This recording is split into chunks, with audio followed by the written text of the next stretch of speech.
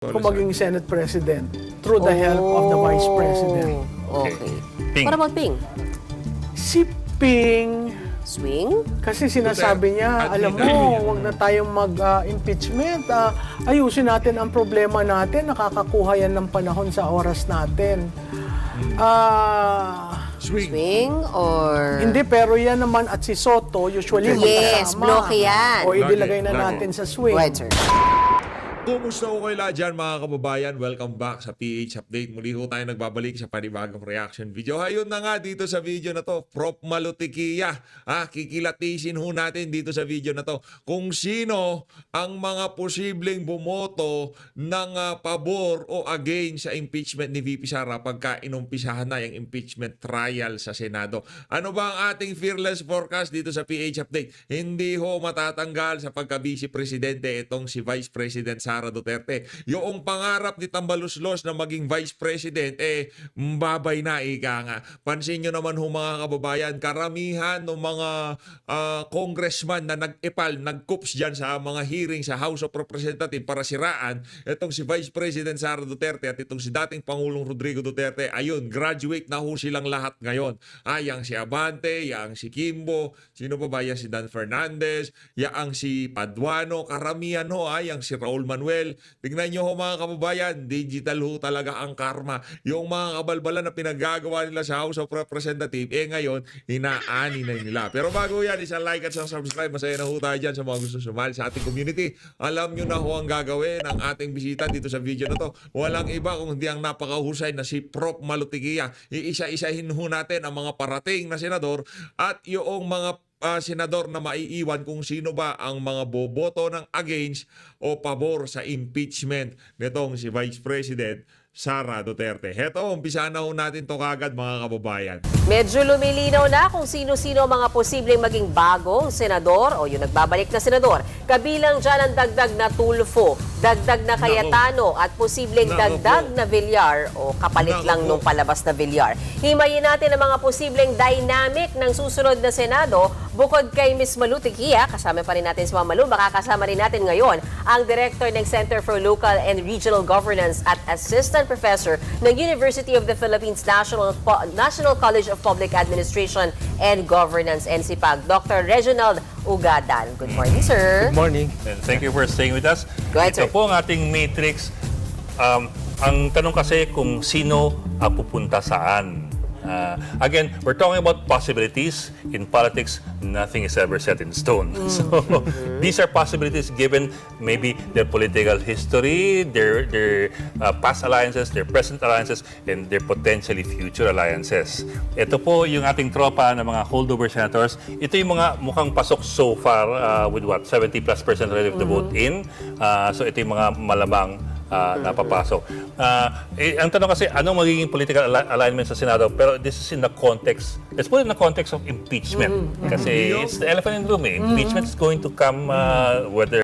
Imagine, itong midterm election na to, ang suma lang ho talagang kumbaga iikot lang ito kung sino mag-i-impeach at sino mag-a-acquit dito kay VP Sara dyan sa kinahaharap niyang impeachment dyan sa Senado. No? Kumbaga, tama naman na talagang yaang mga bagong halal at yung mga maiiwan na senado, dapat magtulong-tulong para mapaganda ang ating bansa. Makapagbalangkas ng mga makakabuluhang batas. Pero dito sa isa na to, ang ika nga yung pinakaunang issue na dapat resolbahin ang impeachment nitong si VP Sara. Kaya dapat di ngayon pa lang mga kababayan magkaalaman na kung ano magiging standing nitong si VP Sara dyan sa gaganapin na impeachment na yan, impeachment trial sa June. Tama, June, di ba? June ba o July? Alam ko June, no? Pero malapit na lang ho yan. Kung kailan man yan, sigurado makikita ho natin dyan itong si Congressman Rodante Marcoleta na nakasuot ng yung kulay purple na toga. At pagpasok nila, yun ang una nilang gagawin. Di ba? Pag-resume ng Junto nga So dito natin ilalagay inyong pananaw na malamang will be for conviction because this is under the administration. Dito yung mga against conviction. Against conviction. This is the middle ground. Parang kung hindi tayo sigurado kung saan, maaaring dito ilagay, o maaaring magbagong isip, o maaaring namamangka sa dalawang ilog. na Oy, hindi naman Diyan si Amy dyan. Si Amy dyan. Sir Ed, yung mga namamangga sa dalawang ilog, alam na alam ko yan eh. Yan, si Amy dyan. Diyan siya gi-swing. kakaiba sa dyan. politika. Who do we want to start with? Yung mga holdovers o yung mga... Simulan natin potential sa holdover senators. Oh, sige. Okay, ako muna. Siyempre si Senate President Chis Escudero. Palagay ko sa admin. Tama? Kukonvict niya yan. Gusto maging ano niya, president Sa yan eh. antay. Yes, tama. Antay. Dahil makasara Duterte, tama po ba? Hindi, at saka Hindi. may shared sila eh. Yung sa tatay niya na na-impeach. Cornelio, si Okay. Si What Alan, about Cayetanos? sa anti-admin. Sa antay yan. Kay admin. Okay. Antay, Sir, admin. ako gumagawa. Tatlo lang Ano kailangan lang yan, para... Kumbaga ano lang yan ha, base ho yan sa mga previous action nila dun sa mga nagdaang mga pronouncement nila sa tayo nila sa mga issue sa administrasyon ni Marcos Jr. Kaya pero hindi pa ho ano yan, kumbaga ano pa lang yan. Yan pa lang ang pananaw ng nitong si Prof. Malutikia at ng mga host diyan sa ano na yan diyan sa palabas ng news. Walo. Nine. At least May 9. natagdag dun sa Ah, anim. yes, Sa yes, anim na yes, papasok na mukhang pro... Kaya nga, ano, ang lalabas Duterte. dyan, baka hindi matuloy ang impeachment na yan. Ikaw na to. Sige. Oh, dalawain ko Tuloy na natin. kasi to. Ayaw na diyan pa lang sa bilangan, parang alam na nitong si Sir Ed Lingaw na anak ko, yari tayo, hindi ma-impeach si VP Sara. Yung hindi promising ang numero ng mga aso nitong si Marcos Jr. Ngayon, kung hindi ma-impeach itong si VP Sara, tuloy-tuloy na ho yan. Ika nga, domino effect na yan. O sino bang napipisil na papalit kay Marcos Jr. sa 2028 presidential election? Ano na ho yan? Bandwagon effect. Domino effect na ho yan. Ha? Kung hindi ma-impeach si VP Sara, makakatakbo siya. Kayong mga nagkukups kayo dyan, ayus-ayusin yung mga buhay nyo. At yung mga nagkups na kay VP Sara, naku, ayus-ayusin nyo na rin yung mga desisyon nyo sa buhay. Dahil pagka hindi na-impeach si VP Sara, ito sigurado natin, magiging presidente yan sa 2028. At yang si Atty. Vic Rodriguez ay magiging senator sa 2028. At karamihan ng mga Duterte candidate ngayong 2025. Sana sumubok pa rin ho sila dahil ang kasama na ho nilang mga ngampanya nun, walang iba kundi itong si Vice President Sara Duterte. Seatmates to eh. Saan natin nilalagay yan? Sa antay yan. Aantay pa rin. Okay. Dahil ba natanggal si Senate President Mig Zubiri sa Well, panahon Zubiri, na... Katropa ni Migs ang Yes, tama. Ito, at saka si ano yan? Magalit na, Villanueva. Ay, teka. Si Villanueva parang magsuswing for me eh. Hindi. Parang magsuswing para sa akin yan si Gatchalian. Kasi Gatchalian, kapatid niya, DSWD Secretary. Malamang dun siya sa swing. Wala siya dyan sa antay. Hindi ko pa siya Ako sa masyadong, yes. Parang itong si Gatchalian, feeling ko pwede akong mali. Dapat siya ay yung nandoon sa swing. No, dapat nandito siya sa swing tapos si Joel Villanueva dito sa antay. Feeling ko, ganun yung yung ano ba? Sa tingin niyo ba anong kapatid nito na gabinete ni Marcos Jr. Saan natin siya What if ilalagay? we put him muna dito? Dito muna. sige. Para lang meron Go ahead, tayong sir. flexibility. Go Saan ahead, si sir. Joel ito? Yes. Lagyan natin sa swing. At least may flexibility lang tayo na pwedeng pumani dito. Si Joel sa antay yan. Antay ho yan. Feeling ko lang, pwede akong mali. Si Joel Villanueva antay, tapos siya yung si Gwing Gatchalian, siya dapat dyan sa swing. Pwede pumani dito. Yes. Ito, Controversy dito. Dito clear. yan. Yes, Kasi clear may yan. sagutan tong dalawang tong diba? VP Sara at Senator Si Lisa. Lorenz swing. Traditionally, always in the swing. Meaning, ano ibig mo sabihin dyan, Ma'am Malu? Ay, bahala na Namamangka. kayong ito Ito malinaw to. talaga doon. Malinaw ang Senator Robin Padilla na makasara. Tama ba? Yes. Ito, Paano yan? dito. Clear. Sa admin. Yan, Oo. clear Sa yan. admin. Sa admin yan. Bakit? Kasi nanalo siya under the admin, tapos, ano yan, para na silang pinagsasabong For the VP. 2028. Oo. At saka, kung may papasok na kapatid, gusto, sa tingin ko sila yung magkapatid na gusto magkahiwalay. Magkahiwalay. Correct. Villiers. Yeah, andun, Doon, syempre. of course. Syempre naman. After the Si political Migs, ad. dyan, sa anti-admin. Uy, nakakailan na tayo dito. Oo nga. Dito na. Oh, isa na. Isa Diba? na. Oh, dito na tayo. Possible winners. Go ahead, sir. Si Mix, oo, pabor ako dito sa Mix. Dito sa mga nandito, si Win Gatchalian talaga, hindi tayo mali itong sa anti-admin tong si Win. Ano nga yan, dapat dito siya sa admin siya. Dito siya sa mga kasama ni Risa, itong si Win Gatchalian. Tapos ito si Villanueva dapat dito. So 1, 2, 3, 4, 5, 6, 7. 7 na ho yung nandito kasama itong si itong si Joel Villanueva. Tuloy. So yan. Take it away. Si Bongo ba? Of course. Tatlo ba to? Oo, Hindi na. hindi na yan Siyempre, lagay mo na yan. kaduda-duda. Oh, may walo ka na. Tanong dyan. Oh. Yan. Si Bato. Si Bato. Ilagay mo na yung Obvious na muna. Sure ball kung Si saan. Marcoleta. Si Marcoleta to.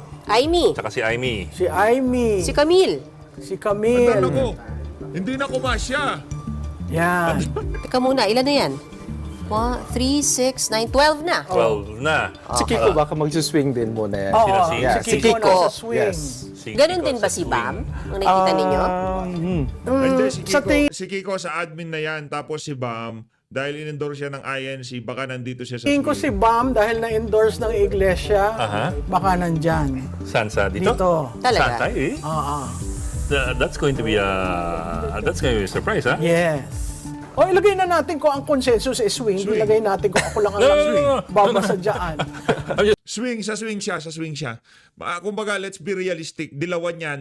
At nakikita ng mga dilawan na itong si VP Sara, siya yung magiging, yun, napipisil lang ating mga kababayan na maging presidente. Again mas mauusay sa atin yung mga nandyan sa ano na yan, dyan nasa, ito si Prof. Malu, yan sila Sir Ed Linggaw. Kumbaga, sumisingit lang ako kasi dinawan ako kasama. Singit lang naman tayo dito. Wala namang problema sumingit eh. Pero hindi naman kayo sumingit dyan sa comment section. You're saying it's a surprise. Yan, dito. Ilagay mo na yung mga Yes. alyansa Yan. sa admin kasi Alyansa. syempre Oh. may utang na loob. Pero si Pia sa akin, Si baka Pia, mag-aantay. mag-aantay. Dito? Agree rin Alyansa. ako doon. Si dating Hindi, ako si Pia, dito muna ako sa bagay kapatid niya tong si Senator Kasi etong mga Cayetano, actually, napa-actually ako tuloy. Actually, hindi naman nila talaga kailangan ng endorsement nitong si Marcos Jr. Di nga natin malaman kay Pia bakit kailangan niya pang sumali sa alyansa. Kaya naman hong manalo ng mga Cayetano na sila lang. Kaya ho nila. Hindi ho nila kailangan yung backing ng kung sino man. Mananalo yang si Pia Cayetano. Kahit wala siya sa alyansa. Di ko natin malamang bakit si Senator Alan, di ba, nag-independent siya. 10K nga lang pinangako niya para. Pero mas realistic yung pangako nitong si Kong Dante, yung 2,000 na, below 2,000 na electric bill, libre ka na. Wala ka nang babayaran. Mas realistic ko yun sa 10,000. Senate President Soto ay sa admin? Swing. Sa swing. Sa swing. Agree. Hindi, sa admin, sa admin na yan. Para sa akin, sa admin na yan. Kasi may utang na loob yan eh. Kinarga sila. Sa bagay, mananalo Kasi din yan, naman siya kahit wala kung sa maging Senate President, through the help of the Vice President. Okay. Ping. Para mag-ping.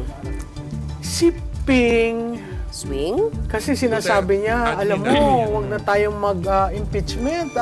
Ayusin natin ang problema natin. Nakakakuha yan ng panahon sa oras natin. Swing. Swing or... Hindi, pero yan naman at si Soto, usually Yes, magkasama. bloke yan. O ilagay na Bloke. natin sa swing. Right, sir. Swing. Sino yung Oh, Lito Lapid. Lito Lapid, admin. Admin. Yes. Yes. So, ang klaro natin dito as far you two are concerned, 5 ang nasa admin. Ang malinaw ho dito, 5 ang nasa admin. Kaya sinasabi ko na ho sa inyo, pagkatapos ng eleksyon na to, doon na ho talaga magbabago ang dynamics ng politika sa bansa. Kasi after ng midterm election, preparation na ho yan. Di ba?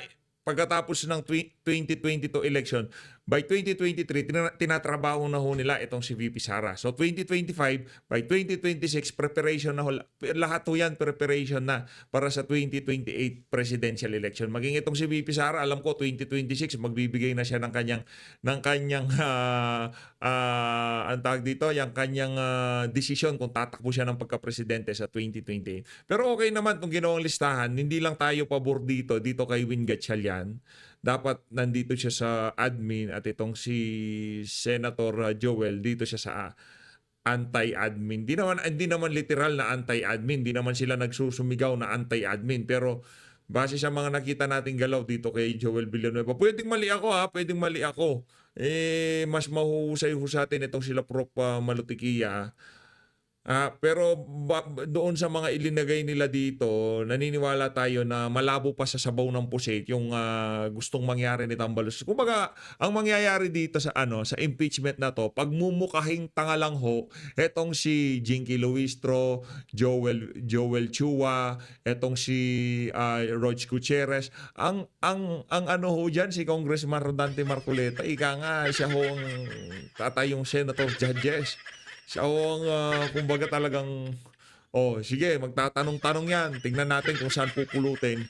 Yung mga iniwan niyang congressman, ngayon ho, senador na siya. Ano ho yan, nga talagang, iba ho yan pagka ikaw senador, hindi ho yan kagaya ng congressman. Pagka kayo congressman, kilala kayo bilang, kung kayo walang paninindigan at prinsipyo, malamang sa malamang, aso lang ho kayo nitong si Tambaloslos. Imagine, yung ibang mga congressman dyan nakahakot ng 200,000 votes, 300,000 votes, 400,000 votes. Yung iba dyan meron pang million votes. Isipin nyo ho, ang nagko-command sa kanila, mahigit 100,000 votes lang ho nakuha. Wala pa siyang kalaban. Alam nyo kung sino? Si Martin Romualdez. Yun ang nakakabuisit dito. Ginuluho ni Martin Romualdez ang Pilipinas sa hindi natin binabaliwala yung mahigit na 100,000 boto. Pilipino pa rin yung mga yon. Pero kung ang pinag-uusapan dito demokrasya at ang masusunod ang karamihan, hindi ho yun ang karamihan, anak ng tokwa, hindi ho yun karamihan. Yung mga rinirepresentan itong si Tambaloslos na taga Leyte, hindi ho yun ang majority, nga. Pero yung ganong kaliit na boto dahil naidikit sa kanyang pangalan ang titulong representante, congressman, kaya niya hong guluhin ang sambayan ng Pilipino. Rekta ho tayo dito kay Binibining Maharlika at dito kay tawag dito, ang pangalan to, itong si Attorney Glenn Chong. At tayo naman aalis na habang nagsasalita itong si Ma'am Maharlika at itong si Atty. Glenn Chong. Mga kababayan, hindi ko expected yung number 2 dyan sa tali. So, 6 sa alyansa, I declare, mga kababayan, 6 sa alyansa, plus 2 sa dilaw na may nilaglag. Nilaglag yung iba, yung 5 ni Lisa Marcos. Tapos, tatlo kay PRRD plus kay me. Di tama yung sabi ko. Wala naman po ako natin, present na natin ito. Present na natin sa kanila, Atty. Glenn Chong. Ito yung pinaka-latest ngayon sa NAMFREL, Yan yung total number of votes. Kung napapansin ninyo, ayan yung 12 nila, ayan. So, si Senator Bongo. So, we're talking about 3 na kandidato ni Pangulong Duterte. Siyempre si Bongo, De La Rosa, and Marcoleta. Yes, 3. Let's say, sasabihin ng mga kababayan natin, ano sinasabi nyo na 8 ang mapapanalo ng alyansa ng mga bangan? Diba? Sino yung mga yon? Okay, ito yung sinasabi mo, Atty. Glenn. Cayetano, Soto, Lacson, Tulfo, and syempre itong si Lapid, right? Itong si Villar, galing din to sa kanila. And also, itong si Pangilinan at saka si Aquino. Alam naman natin yan na pulawan niya mga yan. Wala nang dilawan It's pulawan, right? So I think, tumama ka talaga, brother, dun sa sinabi mo. Tumama ka talaga na Okay, go ahead. Sabi ko sa inyo, mga kababayan, 8-3-1 ang resulta ng halalan. And exactly, 6 plus 2 is 8, 3 and 1. And sabi nga ni Ate Claire kahapon, nakinig ako sa kanyang vlog, hindi naman kami nagkulang ng pagpaalala sa inyo na itong halalan na to is a drama. It's a sarsuela lang to. We go through the process. Lahat ng tao dyan sa baba, nagpipila dun sa may paaralan. I was there. Pumunta ako ng 2 schools kahapon. Nag-ikot ako dito sa lugar kung nasaan ako. And ang mga tao, ang mga kababayan natin, tayo na pinagpawisan sa init ng panahon. Yun nga, yung makina ni George Garcia nag-heat stroke. Imagine, kabag nag-heat stroke. Ate Claire, siya ang nagsabi niyan, ha? Siya ang Yeah. nagsabi mga kababayan, in Yeah. English ko lang.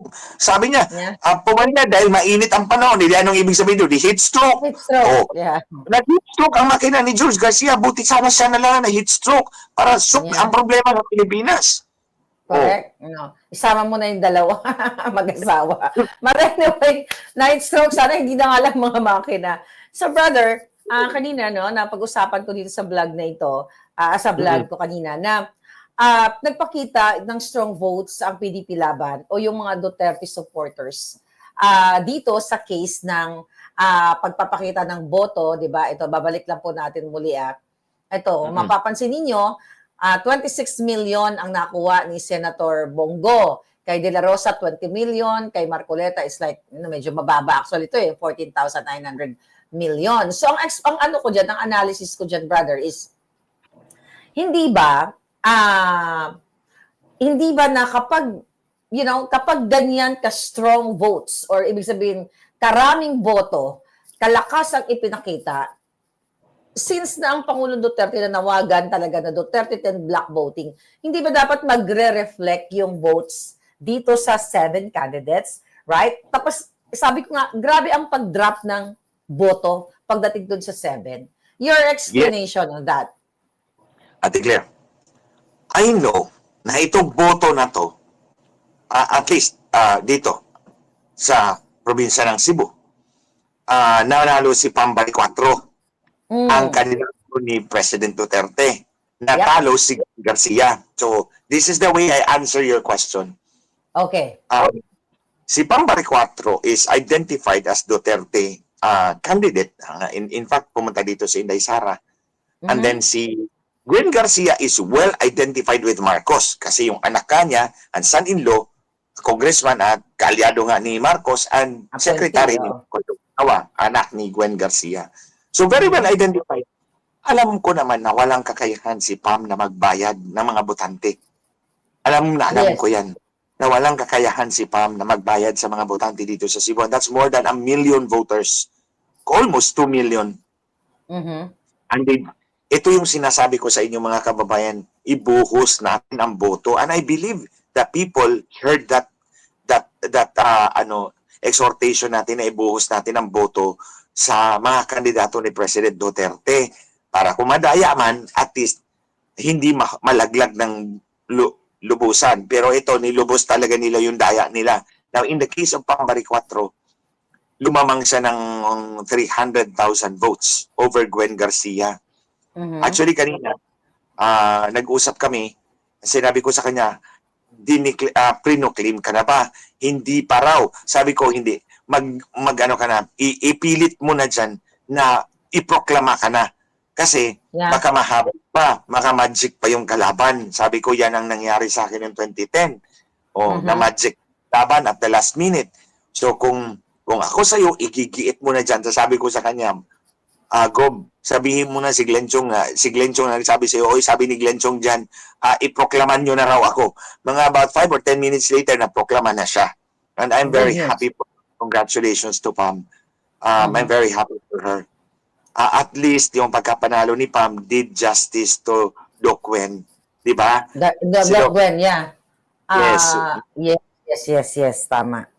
So, Burden. Rowena Burden. Rowena Burden, Dr. yeah. Burden. Wayne She Burden, died naalala. in December 15 yata yun, 2023. After she was released from her arrest. And hindi ko makalimutan si Dr. Rowena Wen. Because ako nito ng pagkampanya dito sa Cebu province nung kandidato ako noong 2019. So, this is how I see it. It's a protest vote of the people doon sa treatment ni Marcos kay President Duterte. So, ramdam nila yan. Kasi nga, Ate Claire, mga kababayan, kahit yung nanay ko, she doesn't care about politics. Then, nung nakita niya yung ginawa nila kay President Duterte, nagalit actually yung nanay ko. Ang sabi ng nanay ko, hindi nyo ba yan kukulitahin si Marcos? She kept on asking me that question. Hindi nyo ba kukulitahin niya yung Marcos na yan? Sabi ko, all of a sudden, iba na yung, bakit naging radical ka na? Because naawa siya. Naawa siya doon kay Dong. Naawa siya doon sa ginawa kay President Duterte. Well, si President Duterte is about the age of my dad. So, my mother had that empathy sa kanya. So, kaya naging radical na rin yung nanay ko. I think that goes for everybody. Meron yung, ito yung protest vote talaga ng tao. Kaso nga lang, may daya. May daya talaga si George Garcia dyan. So, big time. So, kaya nga, sa tingin nyo ba mga kababayan, may crystal ball ako na malalaman ko na 8-3-1 ang resulta days before the elections? Malalaman ko ba yan? Maliban na lang kung may nagsabi sa akin. Maliban na lang kung sa program na talaga yan. O, di ba? Wala naman po crystal ball at hindi naman po ako tulad ni Madam Auring na manguhula. Hindi naman po ako nakilala bisang manguhula. Nahuhulaan ko lang dahil may nagsasabi sa akin na yan ang resulta. O, tandaan nyo yung sinabi ko, yung kandidato na nag-withdraw, kandidato pagka senador, nag-withdraw dahil may set winner na pala sila eh. Eh yun yung set winner ngayon. Sabi ko, 8-3-1, nagkatotoo. So, kasi I think answer your question. If the people were protesting like what happened here clearly in Cebu City, it is the same sentiment all across the country. So I would have expected na sisipa ng husto yung mga kandidato, yung Duterte 10 na mga kandidato ni President Duterte. I would have expected Jimmy Bondoc to win, Vic Rodriguez, my friend, to win. Yeah. Hindi naman nagkulang sa pangampanya sila. I would have expected them to win because it's the same bandwagon effect. It's the same compelling force all across the country na nag-compel sa tao na iboto natin itong mga kandidato na to. Kasi ito ang kandidato ni President Duterte and we sympathize with him. It's a protest vote. Kaso nga lang, yung daya ni George Garcia. So kaya 3 lang ang lumusot. Nalaglag yung 7. Yeah, which is siyempre talagang sabi ko nga kanina, tama ba yung aking analysis dito, Attorney Glenn, na sa laban, sa election, pag natalo ka, kailangan tanggapin mo natalo ka. Pero sa case nito, sabi ko nga, hindi ba dapat yung number of votes ay magkadikit man lang? Let's say, for example, yung number 12, 10 million or 11 million yung votes. Yung mga susunod dating kandidato, 11 million 1, 11 million 2, 3, 4, yun na yung magkakadikit lang, hindi yung 11 million, yung isa nandun sa dulo. Like 6 million na yung binoto nila. Right? So yun yung point ko, na napakalayo. Ate Claire, may algorithm na kasi sila eh. Kaya ang algorithm, tinatapon kung saan yung pwesto nila. Sabi ko nga, set winner na. Alam na ng makina kung saan ka ilalagay. Number 10 ka, number 20 ka, number 25 ka. So, yung boto mo, nakaprogram na doon. Yeah. So, example ha. Ito mga kababayan. This happened to me in 2019. Ulitin ko to, nasabi ko na to dati, pero ulitin ko to sa inyo. Biro mo, sa munisipyo ng dito sa Camarines Sur, may munisipyo dyan na kung ano ang numero ng clustered precinct, yun ang boto ko. Yeah, I remember that. Clustered precinct number 31. 31 ang boto ko. Sa kabilang dako, clustered precinct number 32. 32 ang boto ko. Clustered precinct number 33 sa kabilang barangay, 32 din ang boto ko. Tapos ito pa, kung ano yung clustered, meron din ganito. Magkasunod na clustered precinct, magkasunod din ang boto ko. Example, dito sa Rizal, clustered precinct number 14, 15, 16. Ang boto ko ay 51, 52, and 53. Marami tatlo. Magkasunod na presinto, magkahiwalay na lugar, magkasunod na presinto ang numbering, pero ang boto ko ay magkasunod. Precinct number 30, 31, and 32, ang boto ko ay 36, 37, and 38. So marami yan actually na nakita ko anong kinumpronta ko ang COMELEC, ang sabi ni James Jimenez, wow, that's funny. Yun lang talaga ang ano niya, ang reaction niya. Wow, that's funny. So, Yeah. declare, ang sagot ko Yeah. dyan, Grabe. it- it's an algorithm that determines ilan ang boto mo according to saan ang pwesto mo sa final ranking. Oo. So, hindi ka ba na surprise na biglang, sabi ko nga, Attorney Glenn, tama ba na yung bumoboto kay Senator Bongo, kay Senator Bato, kay Congressman, Senator na now, si Marcoleta, hindi naman yung boboto na number 1 Bongo, De La Rosa, Marcoleta. Then, lalagay niya sa number 3 niya, o number 4 niya, si Bam Aquino, at saka si Pangilinan, right? Di ba? Hindi naman ganun eh. Na Bongo ka, tapos bigla kang magsasalpak ng dilawan or palawan. Dyan. Direct Okay. dyan. Okay. Hindi, botante ang naglagay sa pangalan nila doon sa balota o nag-shade. Si Lisa Marcos kasi ang nagbilang ng boto. Si Lisa Marcos ang nagbilang ng boto, si George Garcia ang enabler. Yeah. So kaya Hindi ka ba ang hindi ka na surprise? Hindi ka na surprise na biglang all of a sudden nandan sa number top 5 ba I think si Kiko at saka si Bam? Hindi ka ba nagulat doon? Binilang ko lang. 6 na alyan. 2 dilaw. Alam naman natin yung dilaw nakipag-alyansa na kay Lisa Marcos. Nga Yes. si Lisa na magbibilang ng boto as enabled by the COMELEC of George Garcia. So, 8. Tapos binilang ko kay President Duterte, 3. Atos nandun si Amy Marcos sa number 12. Kulilat. Sabi ko, na. Yun na nga. 8-3-1. Yeah. Well, maraming mga reports, 'di ba? 'Yun nga, yung na heat stroke yung mga makina, 'di ba? Yung hindi lumabas yung tamang binoto nila dun sa voters receipt, 'di ba? Ate Glenn, Actually, go ahead. Pinapos ko talaga the whole yung live mo kahapon. Tinapos ko talaga yon, and there were many reports di ba na hindi nagtutupad yung balota at yung voter receipt. Ano nga ba 'to yung paliwanag ni George Garcia doon? Ano daw, yung nakalimutan lang daw ng mga botante, yung kanilang binoto. Nakalimutan na nila kaya hindi nag-match dun sa voters receipt. Anong Ate masasabi mo doon? Ate Claire, tulad na ng sinabi ko mga kababayan, this is a protest vote. So kung bumoto ka sa mga kandidato ni President Duterte, alam na alam mo yan na ito yung mga kandidato ni Digong. Ito yung 10 kandidato ni Digong ni Inday Sara. Tapos nasingit ka ng mga dilaw o ng isang mangga, Yeah. hindi yan nakalimutan. Hindi talaga nagtugma ang nandun sa balota na at yung nasa resibo niya. At itong kay George Garcia, very flimsy excuse. Wala yan sa logic. Hindi ka panipaniwala yung explanation ni George Garcia.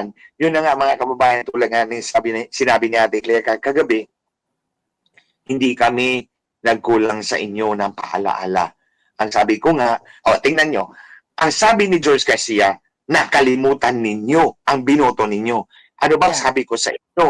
Magdala kayo ng kodigo, di ba? Kaya nakalusot yung wakwak na yan. Yung mga wakwak yan, sila Lisa Marcos, si George Garcia, they belong to the same feather.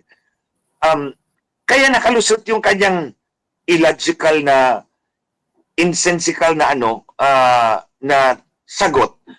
Kasi wala kayong hawak na kodigo. Si Marcos nga, si Bangag nga. Hawak na kodigo.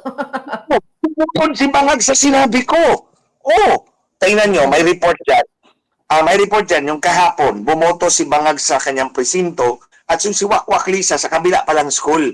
So, pagkatapos na bumoto ni Marcos, hindi pa siya bumoto, pinakita niya sa mga reporter na, meron nga akong listahan. Meron siyang listahan. Siyempre, kilala naman ako ni Marcos Jr., ni Bangag.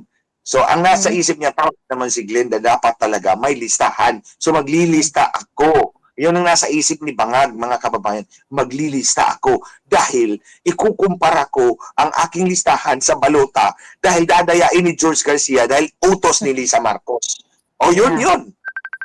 So, at actually maraming sumunod sa atin, Attorney Glenn, no, na nagbitbit talaga sila ng kanilang mga listahan. Pero may Oo. mga instances na nagrereklamo sila doon sa BEI, 'di ba, doon sa mga officers doon sa school. Yung iba parang wala na kaming magawa eh. Parang hindi ini-entertain. May mga ganong reports na hindi ini-entertain yung kanilang complaint. Hindi So pwede. may Pwede mga ka ganong instances. Board of Election Inspectors niyan. So next time, mga kababayan, tandaan ninyo ha, ulitin ko na naman, kahit si Marcos nagdala ng kodigo ayon sa suggestion ko. Sumunod siya dahil alam niya na dadayain ng kanyang asawa ang halalan at wala siya magagawa. At least may maikukumpara siya kung yung resibo niya hindi tugma. At sasabihin niya kay Lisa, see, you are very effective in cheating the people. Oh. Yeah. So, Yeah, I know, right? talaga kayo ng pag sinabi ng teacher, yung pala hindi ko to nasabi sa inyo, pag sinabi ng teacher na wala na kaming magagawa, gamitin nyo yung pangalan ko, sabihin nyo, ang turo sa amin ni Atty. Glenn yung iparecord dyan sa minutes of voting. Eh yun din sinabi Sinabi ko din natin naman. yan, I think. Sinabi natin Pero yan. hindi ng host of, pag hindi tugma, mag-record, magpa-record kayo, ipalagay nyo sa minutes of voting. Kaya nga merong minutes of voting para yung mga abogado makikita yung ebidensya, may trace kung anong Yeah. nangyari doon. Ito kasi hindi naman pwedeng sabihin natin na sabi ni Pulano, sabi ni Pedro, sabi ni Oo. ganito. You look at the minutes of voting. So dapat nandun yung kanyang complaint. At huwag kayong pumayag na sabihin ng teacher na wala kami magagawa. Wala kang magagawa sa makina. May magagawa kapag record sa minutes of voting. At kung hindi mo Yeah. gagawin yan, suhan kita ng election offense. Yeah. Oh. Pero ang go ahead. Sige, ikaw muna. Yeah, pero ang matindi dito nga, nakita natin, di ba yung sinend ko sa'yo na article na kung saan kahapon, yakapon dyan sa inyo, like 2 a.m., mayroon silang sinend na doubling, di ba, double votes, doubling Oo. ang mag-report. Di ba, like Duplicate. 15,000, from the duplicate, 15,000, 15,000 from the 50,000 precinct, di ba? Yes, Diba? Tapos, 15,000 precints. At sinasabi nila glitch daw to o error. So around 2 a.m., madaling araw talaga nangyayari ito, di ba? Yung mga duplicated votes na yon. Ang question nga dito, Attorney Glenn, hindi ba yan sa system na kapag nagdoble ka ng send, may mag-a-alert? Parang katulad sa, sa pag-like sa mga Word documents na pag na-save mo na, na-save mo na to. Actually, tama Right? ka, Deg. Na-save mo na to, bakit? Ay, na-save mo na o na-send mo na, right? Are you going to say it again? O, di ba? Yes, tatanungin ka. Oo. Dapat merong ganun. So, bago ko sagutin yan, tapusin ko lang yung election offense. Kasi may Okay, experience ako dito. Okay. Etong Watcher bata. O, makinig kayo mga kababayan ha. Ang Watcher bata. Pero, the good thing is, sinabayan siya sa kanya, sumabay yung nanay niya. Kasi nga bata. So, inalalayan siya ng nanay niya. So, nakuha nila yung election return para kay Christine Takahashi. So, sa Lapu-Lapu City, Okay. election return. Dumating naman yung abogado ng kalaban. Dumating yung abogado ng kalaban. Pilit niyang binabawi yung election return na hindi para sa kanila. Para sa kandidato na si Christine Takahashi yun. Hindi yun para sa ibang kandidato. Mayroon silang sarili na wala siguro. So ito, nagbabata ang abogado, pag hindi mo binigay yan, papupuksan ko itong ballot box. Oh, ang ballot box, yun na, tapos na-impake na, nasilyo na, maayos na, ready for transport back sa munisipyo. Nagtataka yung abogado, pag hindi mo binigay sa akin yung election return ninyo, ito pabubuksan ko to. E di naghanap ng abogado yung nanay. So hanggang umabot akin. So sabi ko, tinawagan ko sa nanay, sabi ko sa nanay na, Nay, kaninong election return yan? Sabi niya, para sa poll watcher po ninyo, kay Christine Takahashi. Sa inyo ba talaga yan? Sabi niya, oo, inalalayan ko lang yung anak ko. Sabi ko, sige, huwag mong ibigay dyan sa abogado. Sabi niya, attorney, bubuksan daw niya yung yung ballot box. Pipilitin niya. E di sinabi ko, sabihin mo na abogado mo si Glenn Chong. Yung sabi ko, sabi ni Glenn Chong, hindi raw ibibigay namin ang election return copy namin. Tapos pag binuksan mo raw yung ballot box, kakasuhan ka niya ng election offense for ballot tampering and for tampering of the ballots and ballot box. Ayun. Umatras. So, yun Wow. din mga kababayan, turo ko sa inyo. Kapag next time nang maghalalan tayo at ayaw i-record ng BEI, sabihin nyo, ang turo sa amin ni Glenn Chong ay ilista ninyo dyan sa minutes of voting ang aming reklamo. Kasi kung hindi, kakasuhan kayo ng election offense. Obligasyon ng ating mga guro yan. And for the Yeah. teachers, ko naman, the most part of our teachers would want to comply.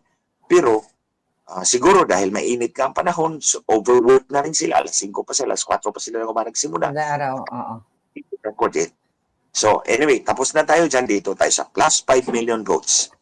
Plus 5 million votes, yes. Na sinasabi na yun nga, na-duplicate lang at yun nga, ito ay Na-duplicated daw yung resulta sa Yes. 15,001 precincts. Di ba? Ito yun, ate ko, di ba? Affected precincts, 15,001. aha, Impact candidates. Impacted, na impacto ni Lisa Marcos. na-impacto si Impacted Senator Bongo candidate. daw nabawasan ng 5 million. Oh, ito yun, impacted. Binawasan siya as an adjustment. Nadagdagan siya because of the substitute. I mean, of the yes. duplicated yung yun. So, binawas yun. Dinagdag tapos binawa. Oh, yeah, right. Wala talagang eleksyon na walang dagdag at walang bawas. Di ba? Yeah. Ito talagang komisyon o eleksyon. Tarantado talaga. Lahat ng tao dyan, maliban sa rank and file, puro tarantado. Oh, hala, iniinsulto ko na talaga kayo, George. Pati yung mga kasama mo muna komisyon, kaya kayo tarantado. Oh, public yan, ha? Napaka-tarantado talaga ninyo. Oh.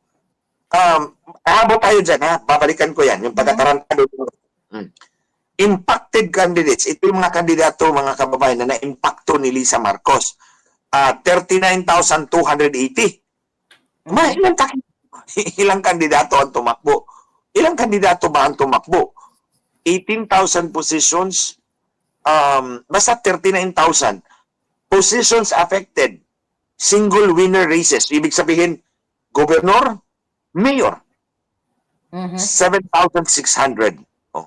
Yung, positions affected, 1,400 plus. So maraming mayor or governor, congressman, governor, mayor, party list. Single winner races yan. Yeah. 1,100 plus ang na-impacto ni Lisa Marcos. Adjusted candidate rankings. So in-adjust yung ranking ng mga kandidato, 7,600. 7,600. Yeah, 7,600. Aling naman kaya declare tong report na to sa ano ba tong Yeah. report na to? Don Borajo. Dati Don na Borajo. dito. Oo. So, mga kandidatong naapektuhan dyan is around what? 39,280. Yeah, Yeah, tama yan yung report niya. Impacto ni Lisa Marcos. Wakwak nga sa impacto eh. Nasa impacto itong mga kandidato na to. Clear, mga kababayan, unang-una, ito ang gusto kong iparating sa inyo. Diba ang sabi ninyo, Comelec, nag-source code review kayo? Ha? Ni-review ninyo ang source code. Ito, this is part of the entire ecosystem. The automated election ecosystem. Akala ko ba ni-review ninyo ang source code bago tayo nag-compilation?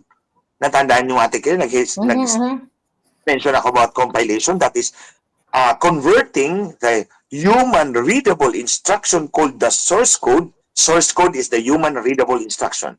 Input equals enclosed in parenthesis A. O, ganyan. So, mag-i-input ka dyan. O. So, that's human readable. Kasi nababasa natin. You need to convert that into binary language, yung series of ones and zeros. So, ang Yes, process sir. niyan is compilation. So, ang labas niyan is trusted build. Okay? Source code, compilation, ito yung process na gagawin mo tong human readable instructions into machine readable instruction. Ang labas ay trusted build. So, yan. Nangako ang Comelec na ayon sa batas ay ni-review ninyo at that it is working. At si technical evaluation committee nag-certify that the system is running properly, accurately, and reliably.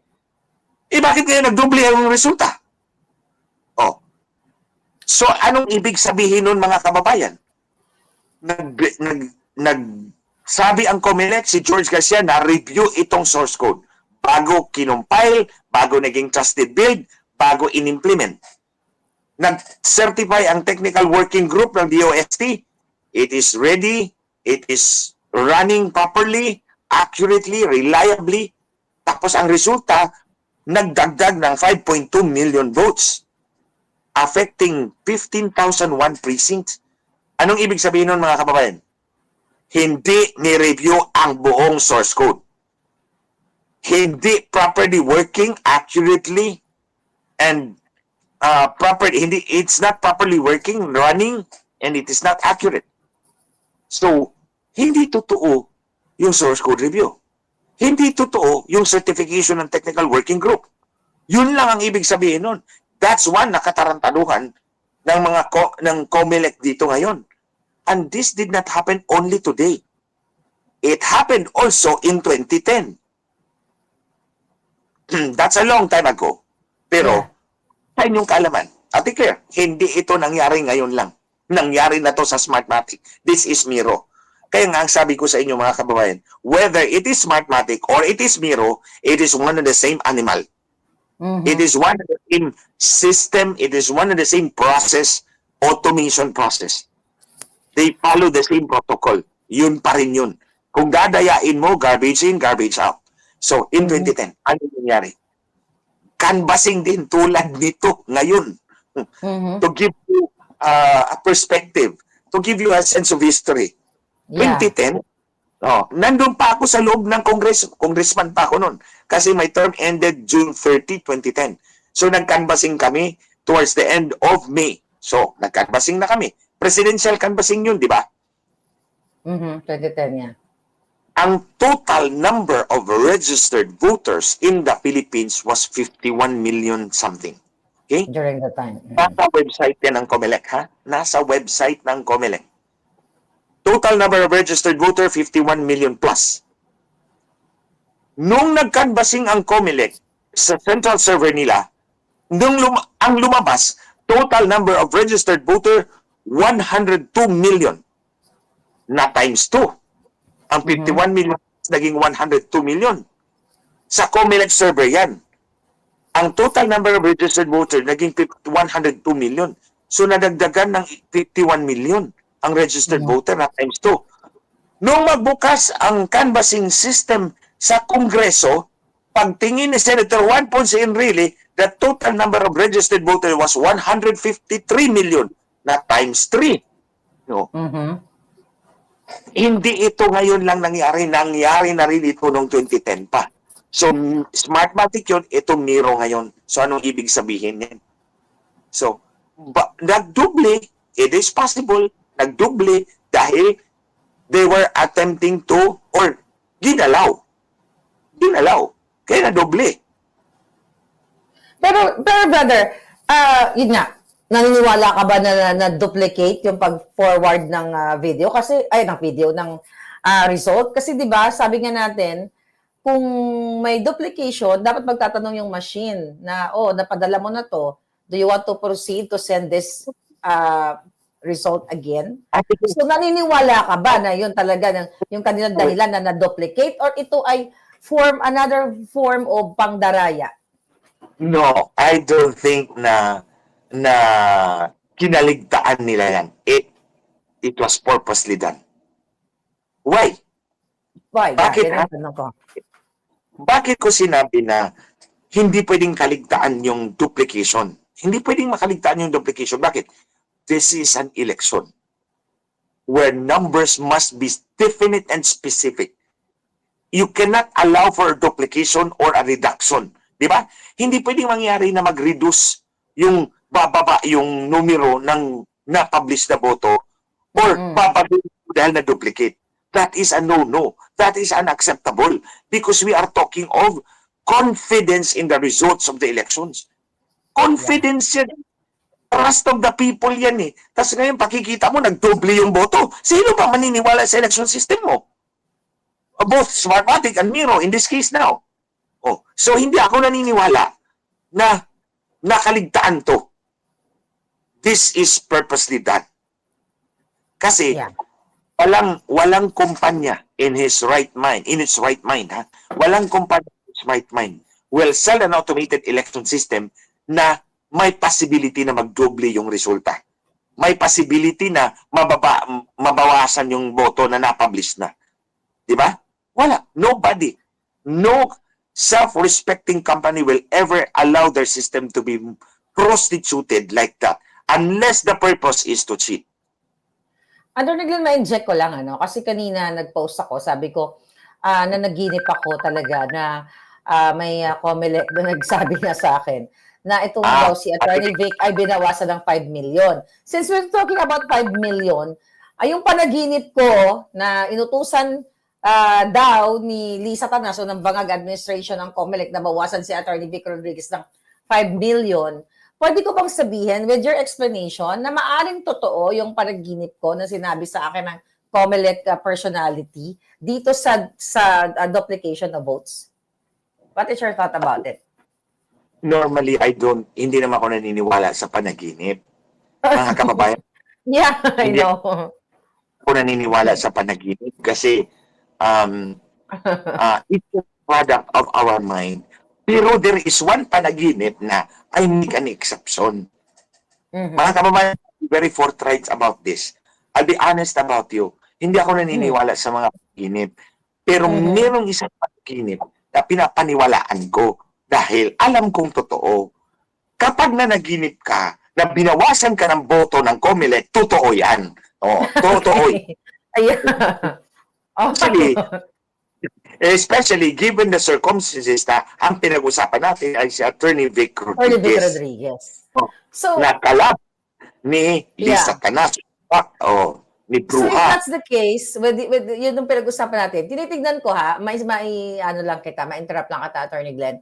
So sa ngayon, ito yung current, si Attorney Vic Rodriguez has 8,237,899 votes. So since pinaniniwalaan mo yung panaginip ko, dahil nga, we're talking about pandaraya sa election, so let's say, for Yes. example, kung totoo yung panaginip ko, at idagdag natin yung 5 million votes, okay, ay 5 million na based on my panaginip na ninakaw nila o binawas nila, dinagdag sa iba. So, magkakaroon ng plus 13,237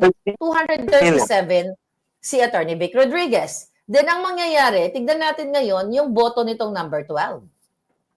So, kung magbe-base tayo dun sa panaginip ko, pasok si Attorney Vic malalaglag si Amy. Yes, Right? malalaglag si Miss Mangga. Sino? Si Miss Mangga. Si Mangga. Yeah. So, ngayon, since 13 million, kung totoong binawasan siya, papasok si Attorney Vic dito sa, it's either 10 or 11, right? Number 8, Yeah. 10. Si number 11 magiging 12. Si number 12, si Magiging Marcos, 12. malalaglag. To number 13. Yes, di ba? Nakita mo yung ayan, So, ngayon, ang tanong ko sa iyo, dahil naniniwala naman kami sa iyo na yung dinidiscuss mo about dayaan, di ba? I hope naintindihan ng ating mga kababayan. Ulitin ko lang. So, kung totoo yung panaginip ko na binawasan si Attorney Vic ng 5 million, pasok siya 5 million. talaga. And plus the fact, Attorney Glenn, ito pa, I don't know kung nakita mo yung, I think may post, hindi ko lang alam kung anong media na nag-release sila, tignan natin to dali lang. So,